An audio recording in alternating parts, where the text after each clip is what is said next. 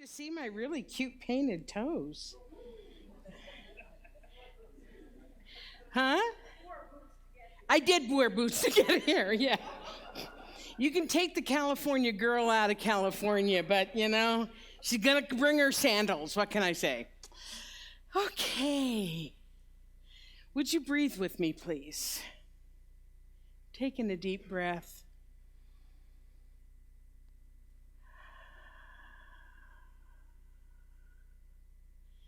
And again.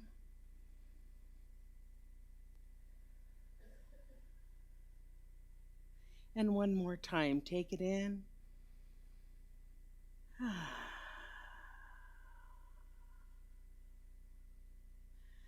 I was at another center last Sunday, which I'm going to tell you a little something about, in Palm Springs, and I had them breathe with me. And you could tell that they weren't used to it, right? And they're kind of like, what is she talking about? But we did it, and it's nice. It just gets us all in sync. You know what I'm talking about? Inspire. We inspire together. So, back in the day, before Oprah, before Deepak, before Wayne Dyer, before The Secret, this teaching was absolutely cutting edge. People came to centers like this by the droves. And because what happened was, when it was new and people were hearing this for the first time, they found a spiritual teaching that, number one, didn't bore them, didn't make them feel guilty, didn't call them a sinner. They were being told that not only were they not a sinner, but that they were precious beyond measure. That they were perfect, whole, and complete exactly as they were, and that each one had a spark of the divine within them. Imagine hearing that for the first time. Well, you can imagine hearing that for the first time when you came here for the first time. But these people back in the 30s and the 40s and the 50s, you have to understand, they also were being taught how to use the power of their minds to heal, the power of their minds to create the life that they wanted to live, the power of their minds to look around and find the good that was everywhere, and that they could experience that good to the degree that they could accept the good. That is our teaching. So, and it was absolutely revolutionary. Our founder, Ernest Holmes, used to pack the Wilshire Theater in Beverly Hills with movie stars and celebrities and people from all over Los Angeles because they were hearing this for the first time, and it changed their lives. And then, after a while, it morphed into something a little bit different. People were still loving the teaching, absolutely, but it kind of became more about manifesting stuff and less about being a clear and loving channel of the divine. Yeah. In fact, in some circles, we became known as the philosophy of princes, Porsches, and palaces. In other words, finding the perfect guy or gal, driving the perfect car, living in the perfect house. In fact, one of the best known teachers of this had a television ministry, Terry Cole Whitaker. Anybody familiar with Terry Cole Whitaker? So she had a television ministry, particularly in California, huge big center in San Diego. And she used to arrive every Sunday in a white, chauffeur-driven Rolls Royce. I need to renegotiate my contract. And don't get me wrong, I'm not kind of making a joke about this, but don't get me wrong, her ministry helped so thousands and thousands of people change their lives for the better, some of whom are still in the teacher, some of whom are our best teachers. But if the only focus about spirituality is to get more stuff, then that's kind of superficial. And we are not a superficial teaching. This is a rich and deep, mystical, life-changing teaching. Learning how to apply it in our lives will not only improve our lives and our life around us, but it will also improve the collective consciousness. Do you understand what I'm saying? Because when we choose to live in a place of knowing that we are individual expressions of the divine, and so is everyone else, what happens is it raises the collective vibration of everybody. And you know what I'm talking about when you're with somebody who has a low vibration. It's just like, and when you're with somebody who has a high vibration, it's like, I can conquer the world. Yes? So it reminds me of a story. This priest and a rabbi and a Center for Spiritual Living minister were walking down a road on a hot, dusty summer day. And they were discussing matters of the world. And it was hot, and it was really hot. And over there they saw a pond, and they decided to go swimming. So they took off their clothes, they're skinny dipping, and they're in the pond, and they're having fun, and they're frolicking and everything. And just then come 3 stalwart members of the town walking along, ladies. And these 3 ministers were just horrified, and they got out, and the Catholic and the priest and the rabbi went like this, and the religious scientists went like this. And afterwards they said, what's up with that? Why did you cover your face? And he said, well, I don't know about your community, but in mine, it's my face they'll recognize.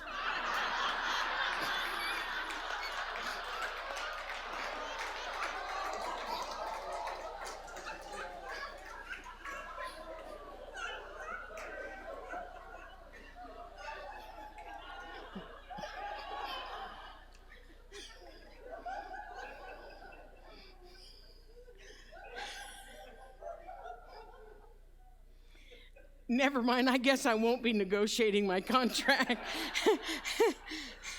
So you may be wondering why I'm calling this talk Parking Spaces. It doesn't sound very spiritual. That joke didn't sound very spiritual, but bear with me. If you've ever taken a foundations or a beginning class with me, it doesn't sound particularly odd, because if you have taken a class, you know that one of the first things that I do is teach my students how to get front row parking. Yes? Yes, absolutely. And I realize, again, that may be kind of superficial, but let me explain why I do it. One of the best ways for people to learn a new concept is to actually experience it. And so I teach them how to manifest a front row parking space in order to show the power of thought, but with something where they have little or no investment in.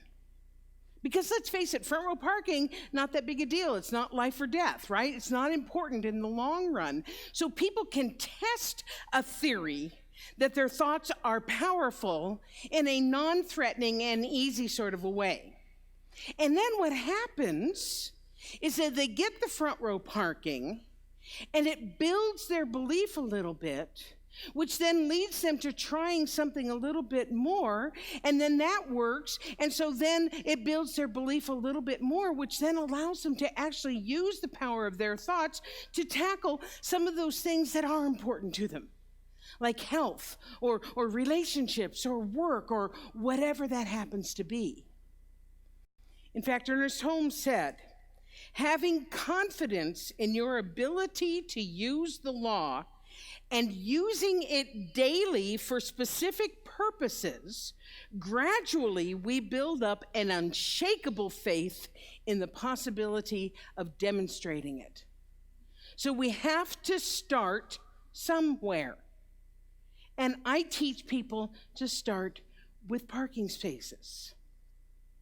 Because the real secret to expanding our belief is by using this law of mind that he's talking about in a consistent and a purposeful way. And then pay attention to the results. Use it and then pay attention to the results. Now, when I talk about the law of mind, most of you know this, but I'll explain it again. I'm talking about the law of cause and effect, spiritual law, laws of cause and effect, the law of what comes about around, goes around, the law of it is done unto you as you believe, because that law is the core of our teaching. There is a law that responds to your thought, period. And then we have these powerful minds that work in partnership with the law that we can begin to create. But here's the thing about the law, is that it's going to work whether we're aware of it or not. We can't say, oh, I don't believe in the law of cause and effect, and so it's not going to work for me. No, the law works all the time. So you may as well consciously and on purpose work in harmony with the law. Is this making sense? Y'all with me? Okay.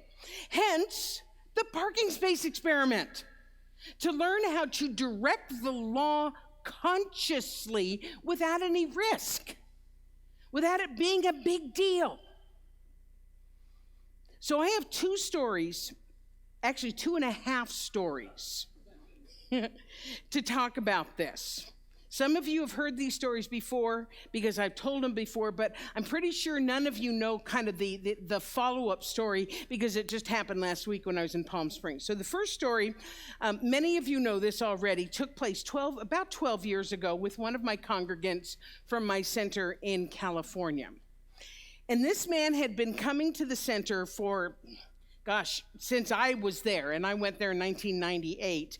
And he was a scientist. He was a retired fire captain, but he was a scientist, and he was pragmatic, and he didn't, he wasn't into the woo-woo stuff, right? And he sat in my classes, and I'd be talking about parking spaces, I'd be talking about manifesting and demonstrating and all that other kind of stuff, and you could just tell that he was like, I don't know. Well, one day, about 12 years ago, maybe 13 years ago, it was the Friday before Christmas, and his wife asked him to go to a store that is super, super popular in Southern California called Trader Joe's. Anybody heard of Trader Joe's? They have like specialty foods and that type of thing. The problem with Trader Joe's is it has terrible parking. Every Trader Joe's in the history of the world has terrible parking. So she's sending him down on the Friday before Christmas at 5 in the afternoon in the rain. Don't believe it when it says it never rains in Southern California, because it does. So that's the scene. Skeptic, Friday before Christmas, 5 o'clock, Trader Joe's, parking lot, rain. And he says to himself, well, Pat's always talking about getting parking space. I may as well try it. What have I got to lose? So he affirms, as he drives to Trader Joe's in the rain, 5 o'clock, traffic, Friday before Christmas, he affirms that he's going to get front row parking. And he starts to pull into the parking lot. And he's telling me the story, and he goes, the strangest thing. As I pulled into the parking lot, the car right in front, the first space, pulled out, and I was able to pull right in. He said, I just can't believe it. I said, well, you better believe it, because this is what we're talking about here. So that has always been one of my stories about why I tell people to get parking spaces, because it's a very cool demonstration story of somebody who didn't want to believe, tried it, and then became a believer. Okay? So the second story involves our own Oliver. I know, you all know this story about Oliver. So, again, I've shared this story again. So, our foundations, I just found this on Facebook. This was our foundations class 2 years ago. And if you look right here, here's Oliver. and here's his wife, Nika, right? So they're in the foundations class. And I tell this story about my friend in California and how he got the front row parking. And I'm encouraging the students, to look for parking spaces, learn to build your faith, and there's no investment, and it's easy to give it a shot, and all this other stuff. I swear to God, I love this Canadian phrase, no word of a lie. I think that's just super cute. Anyway, no word of a lie. For the next 5 days, swear to God, Oliver sends me pictures.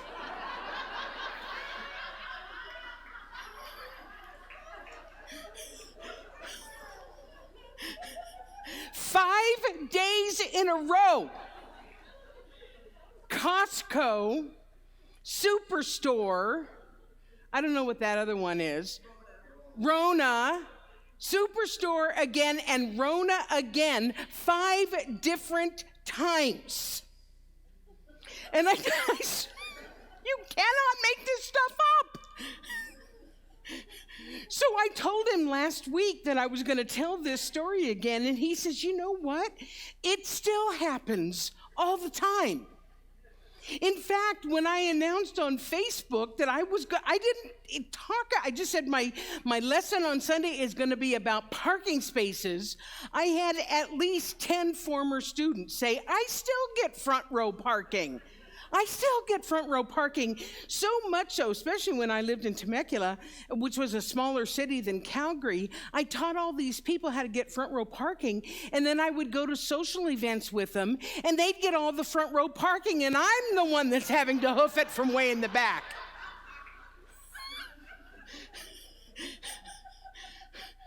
So these are two of my very favorite teaching stories about the power of the mind and directing the law, because they involve people that I know and love.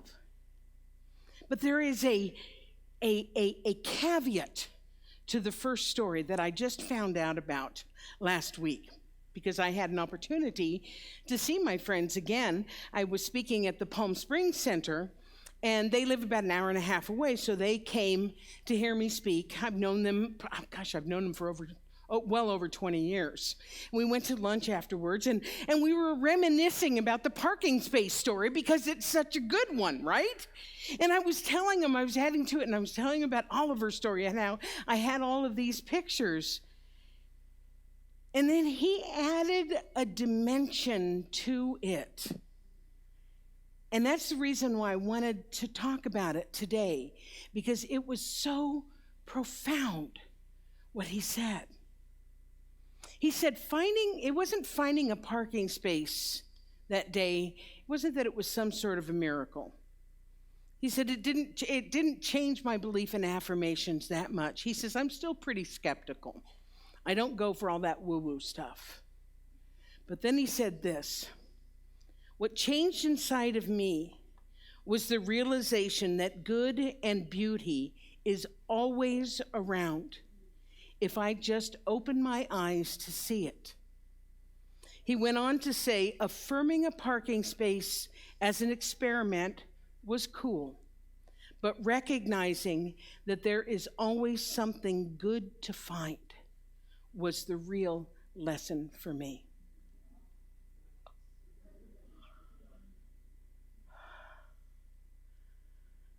I've been in this teaching over 30 years. I've been teaching it for over 20 years. I have seen countless people's lives change as a result of applying this teaching, of working with their minds and working with the law and understanding that they are divine creations and expressions of the one. But to hear my beautiful friend, skeptic, scientist, pragmatist, come to that conclusion, recognizing that there is always something good to find, was the lesson for me. I was blown away. I was blown away by that. So the essence of his interpretation is you find what you're looking for. So if you don't like what you're seeing, change what you're looking for. If you're looking for the good, for the bad, you're going to find it. Change what you're looking for and start looking for the good, because you will find it and your life will change. That is the law of parking spaces. I decree it.